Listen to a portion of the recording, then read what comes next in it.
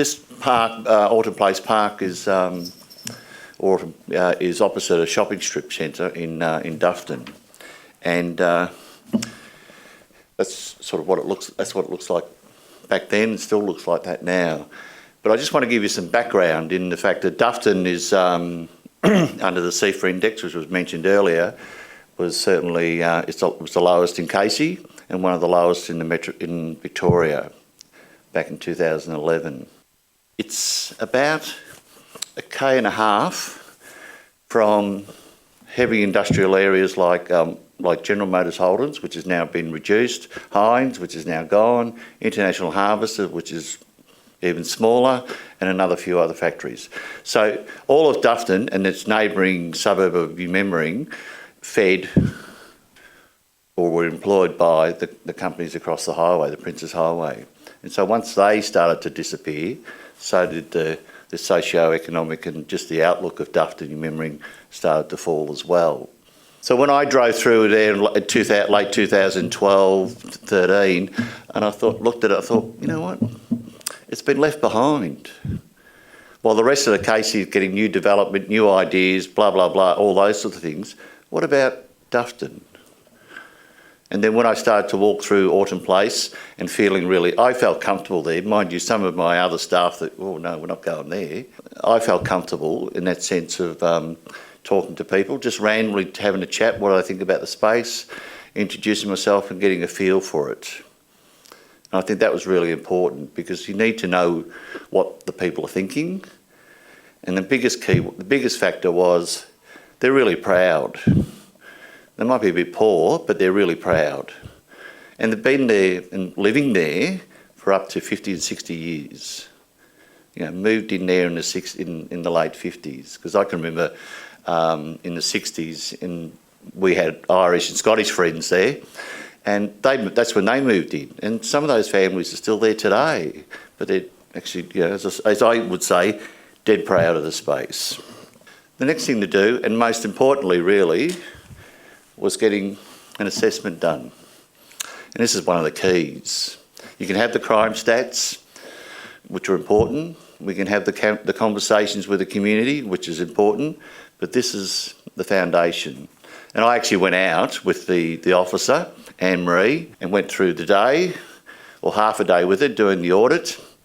And then we picked a couple of nights later, about 8 to 9 o'clock, we did a nighttime inspection, which showed me a lot because it said there was only 2 businesses open, the pizza shop and the laundromat. That was it.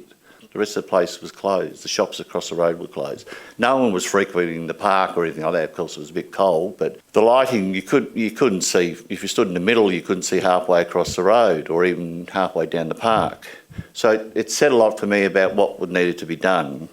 And certainly the lighting, there was minimal natural surveillance happening. There was opportunities for crime, either through the graffiti aspect, drugs, because the toilets, which was on the first photo on the left, was used for drug trade, sex favours as well, and it was just that natural perception that you didn't go there during the day even. You know, I remember asking a couple of people, do you use it during the day? No, I hang on till I get home. I'm not going there. And the other part too that was interesting was that the Traders Association had put in a petition to council for CCTV to be placed in the area. So it really was a good opportunity to do something about that space without the cameras, because that was my agenda. Let's try and do something without the cameras. See how we go from there.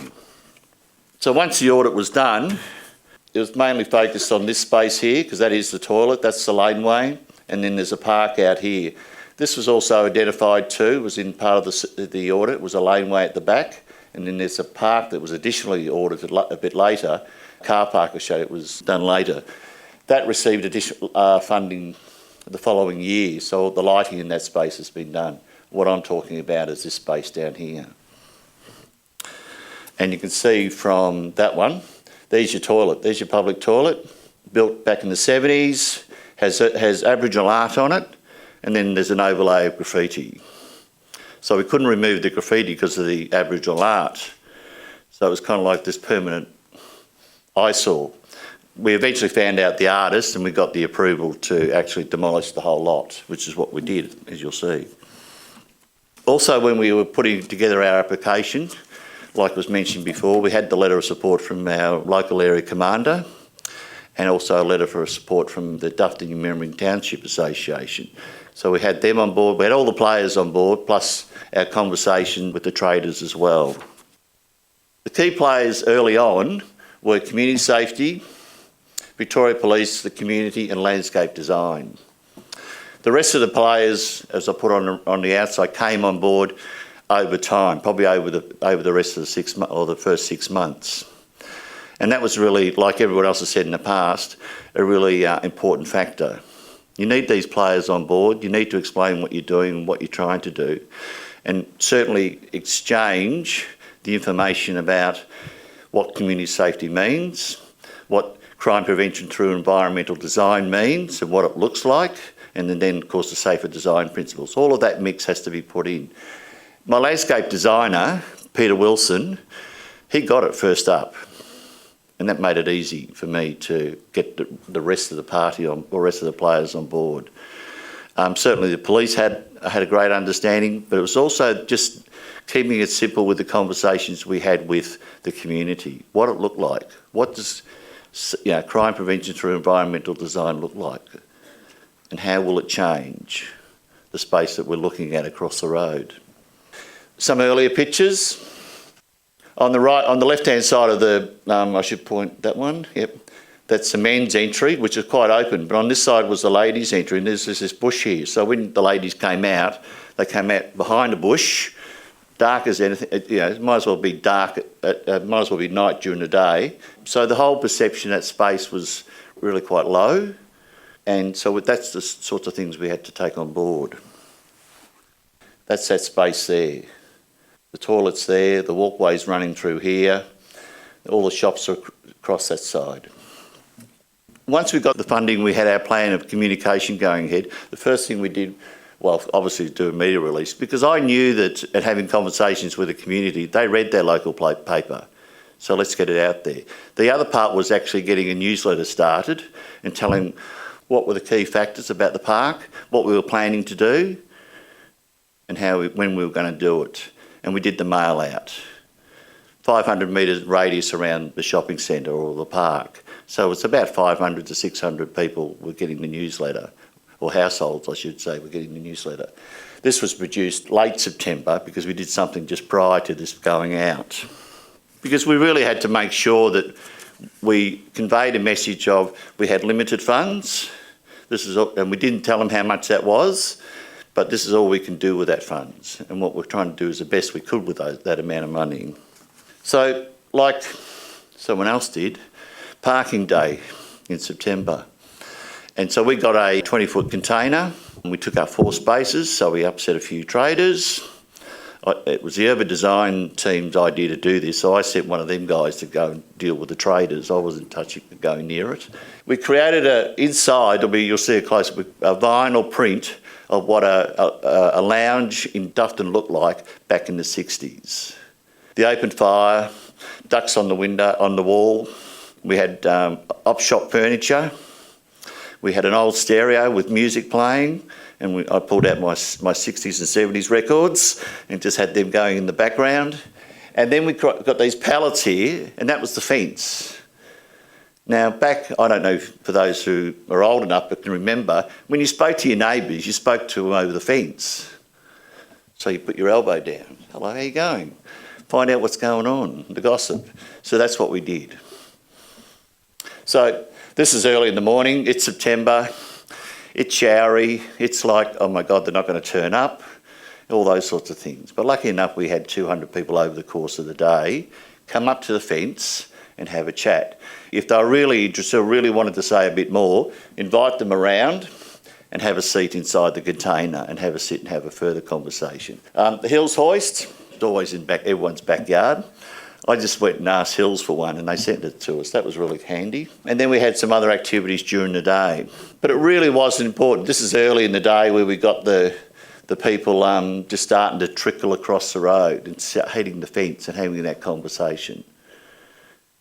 And then all they look inside the container and say, oh, that looked like our lounge back in the 60s and 70s. And some of the older people would come up and say, that looks like mine right now. But we got it. We hit it right on the mark. I mean, that's where we got them in. And that was really important. Creatively, that picture there, if you stand outside the container, is the park. So someone in that team just was a bit more creative than the rest. That's me actually sitting down. That was early. I was just trying to stay warm for the very first start, but I felt comfortable in that space. But as I said, we got it, about 200 through the day, and we got the information we're after, hence the newsletter came out later. That night we packed it up and we took it up the road to the Doveton show over that coming weekend, where there's about 7,000 people come through. So we got another feedback session as well. That's what we came up with. It was a plan that Peter in Landscape Services came up with that met the needs of what we got for feedback and met the needs of what the funding was available. The toilet, the ping pong table and a few other ideas down the bottom, but that was the idea. So we took that to another session in February of 2014. We had the barbecue. So there in a mail out, got them in, we had the food, all that sort of stuff. But it was about just informing them, this is what we're doing. And getting them on side, getting them to own that space and say, yep, this is working. We like that idea. The toilet going was the biggest hit. A new toilet going in was also important for this community. And we had that conversation, we just kept it rolling through for about 3 hours on that Friday night. But we also had buy-ins from the local real estate agent who was down, because he's certainly got an investment in the property. The bakery across the road came across and supplied most of the food and threw in a few additional bits for the local community to take home. And we certainly had the support of other businesses participating in this event. Interesting, when we did start construction after this day, I certainly maintained a newsletter drive. I also installed a portable loo, because even though they didn't use that one, they still wanted one. The old one, they still wanted one. That was important. And myself and our landscape architect would go walkabouts in the Autumn Place through the street while the construction was on, and keep talking to them, tell them what was happening, when it was going to be finished, what it was going to look like. Sit down and imagine. Because across the road, about from where this photo was taken, outside the Star Cafe, there's a group of about 6 people. I think they're on various pensions, but I call them the mafia, the Autumn Place mafia, because they knew everything that was going on. So you'd have to go and talk to them. Go in with your coffee, sit down, have a chat with them. And they would give you the drum of what was going on around the place. Who was doing what, who was going where, how many times the police were coming through, all this sort of stuff. They knew it all. So there was a communication point that I needed to get into. So tell them the right things, tell them what was going to work, how it was going to work, so that then they would spread that across the community. That's what it looks like now.